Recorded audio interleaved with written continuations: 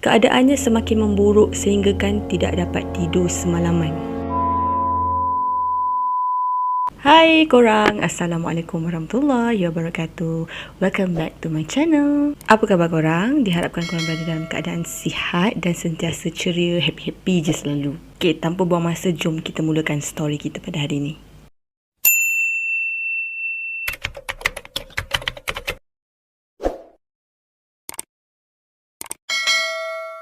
Okey, aku nak tanyalah apa perasaan korang bila korang menerima bunga daripada seseorang. Bunga ni boleh jadi macam-macam kan, simbol persahabatan, percintaan. Kali ni aku nak ceritakan tentang misteri bunga yang bernama bunga krokus. So macam ginilah bentuk bunga krokus tu. Apa pernah tengok tak sebelum ni? Bunga ni memang cantik, tapi untuk pengetahuan korang, boleh membahayakan dan mematikan. Kisah ni bermula di sebuah klinik chiropractic family care di USA. Klinik ini kepunyaan pasangan Bill Yoder dan juga Mary Yoder. Jadi diorang telah menubuhkan klinik tersebut selama berpuluh-puluh tahun lamanya. Klinik chiropractic yang diorang jalankan tu khusus untuk terapi tulang belakang. Jadi pasangan Bill dan juga Mary Yoder ni seperti pasangan-pasangan lain jugalah, tak ada masalah, kelihatan bahagia, juga memiliki 3 orang anak dan salah seorangnya bernama Adam Yoder. Diorang berdua ni memang pakar lah dalam bahagian terapi tulang belakang, tapi di samping tu juga suami kepada Mary iaitu Bill Yoder, dia meminati bidang penulisan. Dia memang selalulah keluarkan karya-karya dia walaupun tidak mendapat sambutan. Sebenarnya Bill ni dia dah berhasrat dah lama untuk bersara. Dia tak mau dah pergi kerja dekat klinik. Dia dah boleh harapkan sebulat-bulatnya pada isteri dia untuk menguruskan klinik tu sendirian lah. Tapi disebabkan masalah kewangan mereka yang masih belum kukuh dan simpanan mereka yang belum mencukupi, jadi Bill terpaksa juga bekerja dekat klinik tu. Mary ni memang seorang yang boleh diharapkan lah sebab dia memang sangat-sangat memberi penekanan kepada pemakanan, kesihatan dia. Untuk pengetahuan korang, dia ada kebun tau. Kebun untuk ditanam sayur-sayuran. Pada tarikh 20 Julai 2015, Mary sedang bersiap-siap untuk pergi ke klinik mereka. Pada ketika itu, Bill tak dapat ikut sama sebab katanya dia nak menyiapkan naskah dia. Memang itulah rutin yang sering dilakukan oleh Mary. Dia akan minta izin dulu dengan suami dia nak keluar pada pagi tu. Tak ada apa-apa yang berubah sekalipun.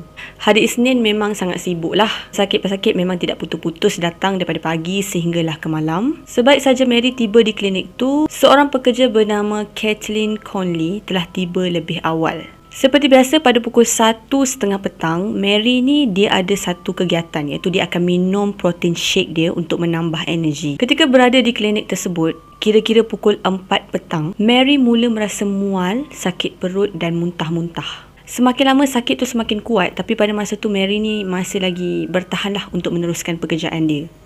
Tepat pukul 6.30, dia pun nak beransur pulang ke rumah lah. Pada masa tu kesakitan dia memang belum surut lagi. Dia masih lagi rasa sakit, mual. Keadaannya semakin memburuk sehinggakan tidak dapat tidur semalaman. So bila dah tengok keadaan Mary yang semakin teruk, suami dia pun membawalah dia ke hospital dan dimasukkan ke ward.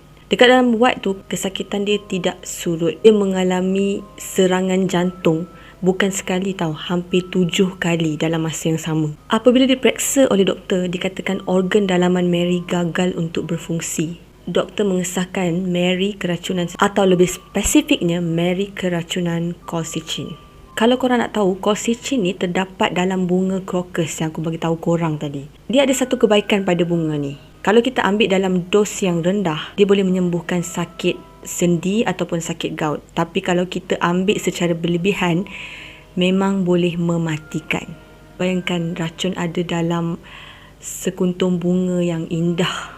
Apabila keadaan Mary dah bertambah teruk dan akhirnya Mary disahkan meninggal dunia akibat kegagalan organ dalaman dia, penyiasatan terus berjalan lah dan orang yang paling menjadi suspek utama pada ketika itu adalah orang yang paling dekat dengan Mary, iaitu suaminya Bill.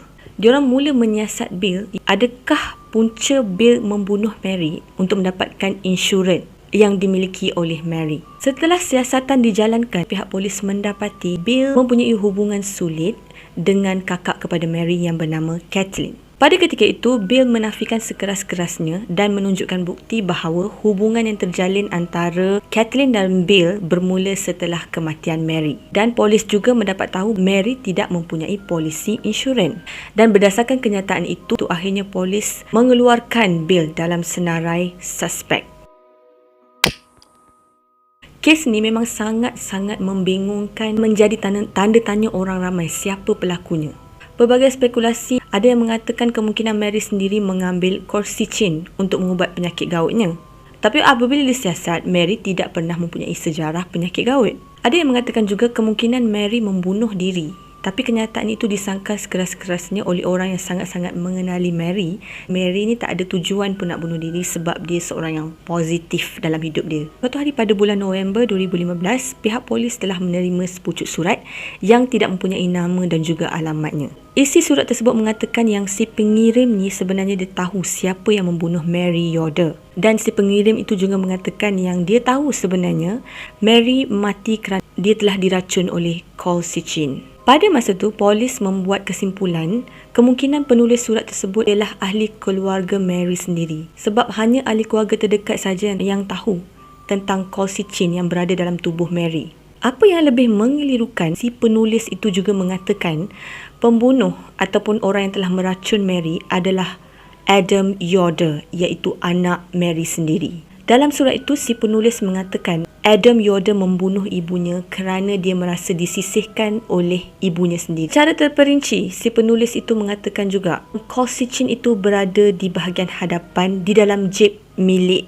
Adam Yoder. Apabila pihak polis membuat siasatan, ternyata memang benar, memang terdapat colchicine, iaitu racun tu dalam jeep milik Adam Yoder. Bukan itu saja, botol colchicine dan juga resit pembelian juga terdapat di dalam jeep tu.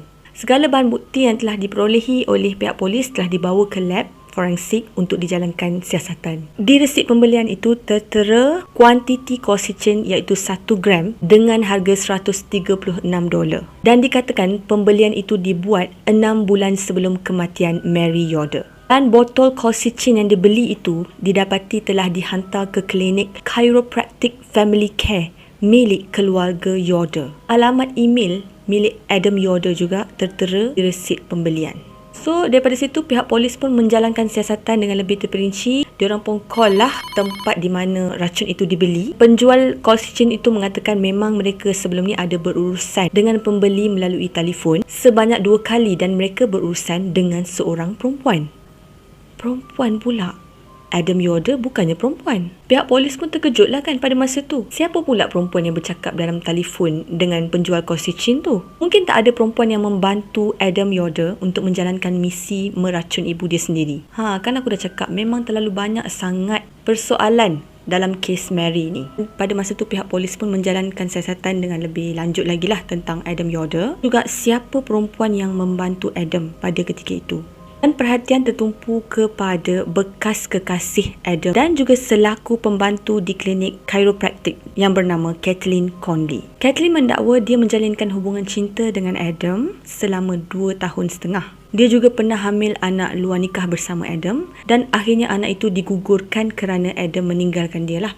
Menurut Kathleen juga, Adam mempunyai hubungan yang tidak baik dengan ibu dia dan memang dia selalulah minta duit daripada Mary. Pada permulaannya, Mary memang bagilah anak dia duit. Lama-kelamaan, Mary semakin tegas dengan Adam. Menurut Kathleen, dia juga pernah meminjamkan wang sebanyak $20,000 kepada Adam. Kiranya lebih tepat lagi Adam ni memang hanya menggunakan Kathleen je lah. Pada masa yang sama, polis juga mengesyaki Adam dan polis mula memeriksa alibi yang dimiliki oleh Adam. Ternyata pada ketika kejadian, dia berada di luar kota selama seminggu semasa ibu dia diracun. Memang Adam mempunyai alibi yang sangat kukuh. Tak mungkin dia meracun ibu dia kan, sebab dia pun tak ada pada masa kejadian. Dan perhatian sepenuhnya mula beralih kepada Kathleen. Dan mereka sangat-sangat yakin dan Kathleen memang terlibat dalam kes ini. Apabila disiasat, terdapat cap jari Kathleen di botol colchicine tu. Dan pihak polis juga mendapati terlampau banyak sangat pencarian Google dalam komputer yang berada di klinik tersebut. Tambahan pula, pada hari di mana Mary diracun, cuma ada Kathleen saja di dalam klinik tu. Adam mendakwa dia telah diperangkap Pihak polis terus menyiasat dan mendapati alamat email Adam yang tertera di resit pembelian cuma dibuat untuk pembelian colchicine. Mereka mula memeriksa IP address dan mula mengetahui alamat email tersebut telah dibuat dari Kathleen. Tapi walau bagaimanapun, bukan senang tahu nak buat keputusan walaupun bukti menjurus kepada Kathleen. Apakah motif Kathleen membunuh Mary Yoder? Sedangkan mereka mempunyai hubungan yang sangat baik walaupun setelah Kathleen dan juga anaknya berpisah, tapi Mary tetap melayan Kathleen seperti anaknya sendiri. Orang ramai telah mempersoalkan untuk apa Kathleen memasukkan racun ke dalam minuman protein milik Mary. Pendek kata macam ni lah, dia tak ada motif tahu untuk membunuh Mary sebenarnya. Tapi lain pula ceritanya dengan adik-beradik Mary. Adik-adik Mary pula sangat-sangat yakin bahawa suaminya iaitu Bill yang melakukan pembunuhan tu. Dikatakan Bill mempunyai motif yang sangat kuat untuk menamatkan riwayat isteri dia, terutama berkenaan hubungannya dengan kakak Mary yang bernama Kathleen. Adik-adik Mary sangat menyokong Kathleen Conley dan mengatakan dia tidak bersalah dan sampaikan mereka sanggup menjalankan kempen untuk pembebasan Kathleen Conley. Tapi disebabkan bukti-bukti yang didapati oleh pihak polis memang sangat-sangat menjurus kepada Kathleen Conley, akhirnya Kathleen telah dijatuhkan hukuman penjara selama 23 tahun dan dijangka dia akan bebas ketika dia berusia 47 tahun. So, apa pendapat korang? Kathleen bersalah ataupun tidak? Komen kat bawah. Jangan lupa like, share, subscribe. Bye!